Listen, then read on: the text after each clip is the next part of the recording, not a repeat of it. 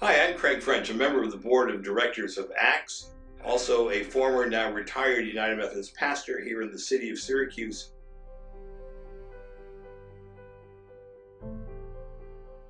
I first got involved with ACTS when I arrived here in central New York about 14, 15 years ago, some time back, and had begun working with a small group in Buffalo to develop those concepts and organization base there.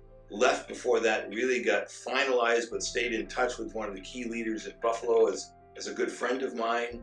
And so when I arrived here in Syracuse, I was actively looking both to connect with ACTS as an individual and to help my then congregation in Camillus to take a serious look at joining ACTS. So I've been involved with ACTS for the better part of the last 15 years.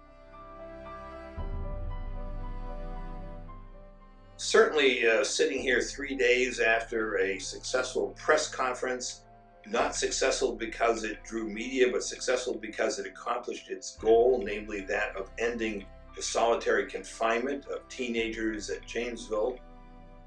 Certainly it seemed like an uphill battle from the start. How do you affect anything in the penal structure? And yet the organization really grew and learned about how to best address policymakers and keep the pressure on, especially in an election year, so that we are grateful for the response of our county executive and are also saying we have things to learn and move on from that point.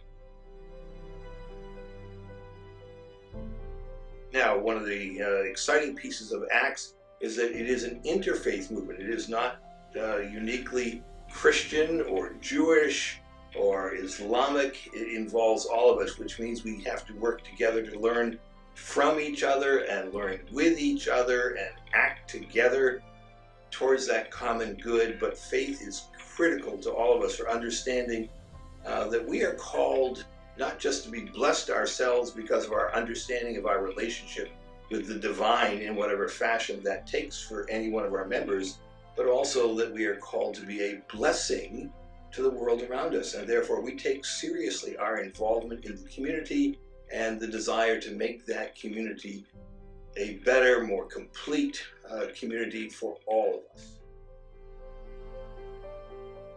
I tend to think of myself as a bridge builder. I love being a part of an organization that brings folks together from different backgrounds and worldviews and faith expressions. It's so much simpler, in fact, perhaps just to say pigeonholed in one part of all of that, but so much richer and deeper and better for the community. And we find ways to come together, to learn from each other, to learn with each other, to grow together, to learn to appreciate and value, respect and trust each other, and together make this a better community for all of us.